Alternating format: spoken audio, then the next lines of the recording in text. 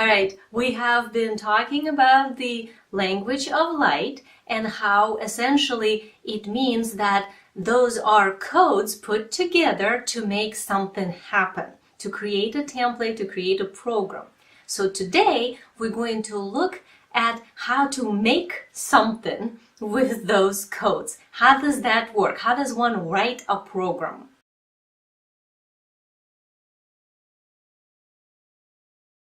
There are different ways how the energy programs can be designed. And everybody who is able to do so has their own way. For example, the universe itself, as an universal intelligence, writes energy programs. As we were talking before, those would be the dimensional parameters, the simulation parameters, and so on. Big programs that everything is connected to, let's just say. That is done by harmonious resonating and modulating the code to match the expansion or contraction, the development of ascension or descension of consciousness. Then there are also different beings that can access this sort of concept of writing the code and know how to do so. Obviously, big beings like entities that hold galaxies in place or stars or planets know how to do that. There are also guardian Kadishtu beings and other light beings that are able to do that. And consoles of light, there are many different consoles of light. Solar console, which is the energy sort of unit of beings that supports this solar system, is one of them. There's different galactic consoles in existence, and generally we just label them consoles of light because they're made of beings that are able to work with the light code.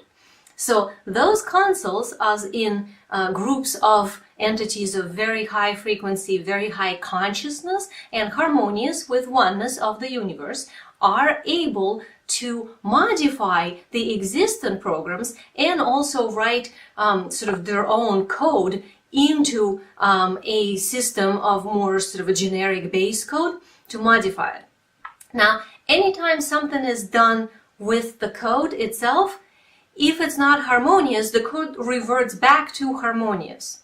So beings have to be of a higher integrity, harmony, and balance with the universal oneness and universal intelligence energies, sort of in the trinity of God Source, in order to be able to work with the code harmoniously. I'm one of those unusual people that down here as a human being, a person, but actually I'm a big entity elsewhere, and because I have conscious link to myself, I am able to modify the code and write new ones, new programs.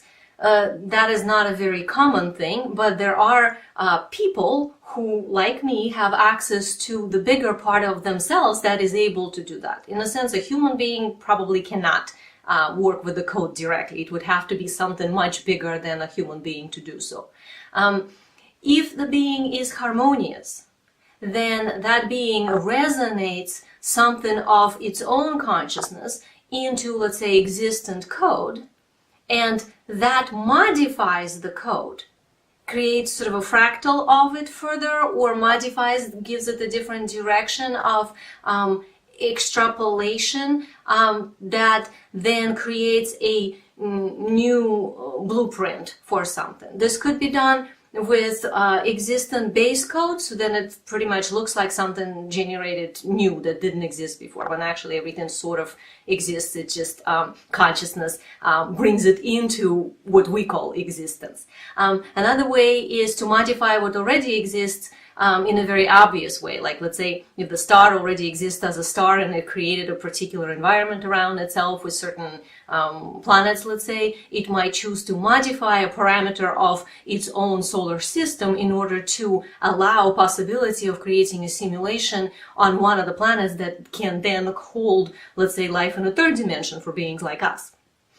That would be modifying the code that already exists versus writing something completely from scratch. Now, there are also negative entities, beings that are not in integrity and not connected to oneness. In reality, everything is God source, so nobody is evil, separated, and somehow not God source. Everything is God source. But some beings have not remembered that yet, and that makes their behavior look like they are against what God source is sort of creating. That will pass. Everybody eventually wakes up. Everybody eventually joins the love energy of oneness. So there is no enemy. But there are some beings that are not interested, let's say, in creation that is harmonious, but interested in selfish creation because they have not arrived yet at the place when they understand that anything selfish essentially doesn't have the place in the universal consciousness. So they are in the separation perception of reality. They're not actually separated because nothing can be separated, right? Because everything is God's source. But they are sort of in perception of separation. Now, those beings, the negative type of beings, they can also work with the code if they are high enough frequency beings. Not everybody's super high frequency have to be automatically super harmonious. There are beings who are capable, but not that conscious as far as oneness goes. So those beings are able to modify the code as well, but as I said before, anytime you try to modify natural code, augment it in some way. If it's not harmonious, it reverts back to itself.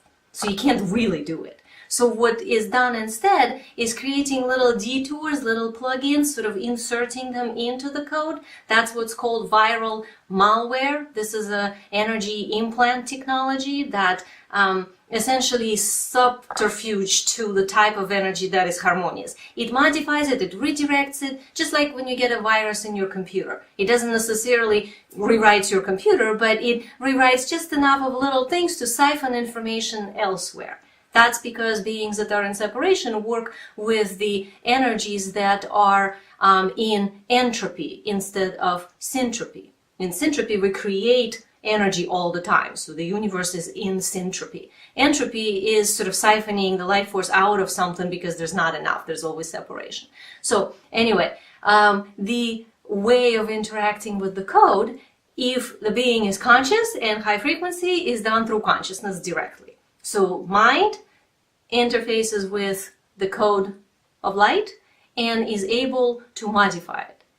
If the being is not that conscious, and usually the negative beings are the ones who use that, they use technology because they don't have enough consciousness to actually be able to modify the code. So what they do instead is create different gadgets, external technology, as means to do so.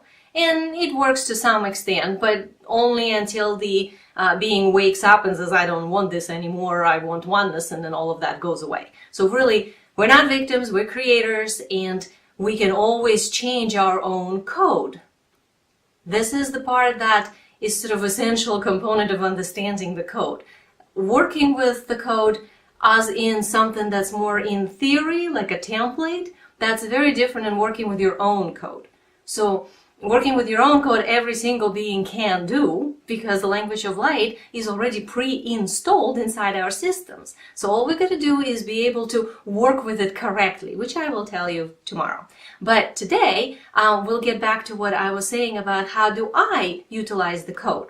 So because for me, the light codes are essentially geometrical structures, what I do is I work with a particular structure by adding to it different components and modifying it.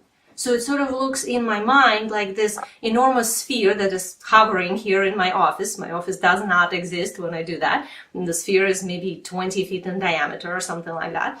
And it's a giant template, essentially, of different geometries. And I add, with my mind, with my consciousness, different components to it, which change the color, change the frequency, the speed of how the energy moves through it, the direction of the energy. A lot of times, if I'm able to shift it into what I want, like let's say if I'm writing a program for self-love for people, or if I'm writing a program to help the planet open up a particular stargate, I would add what I know needs to be added in there, and then I watch how this sphere kind of goes, and then it shifts itself into the next level and the next level of what I'm programming it with.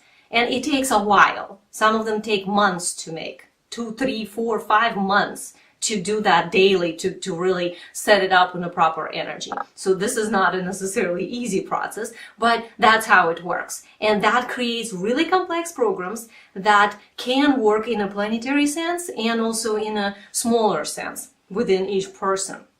The programs I write, I do in relationship with the solar council, the beings who oversee and support our solar system and other councils of light, to work with obviously what's going on within this simulation on a planet Earth and human beings as well, but also to work with galactic pathway, microtubular network, and all sorts of other components to it. So it gets really complicated. I write those energy programs a lot for the planetary consciousness. This is part of my work that is not related directly to you guys.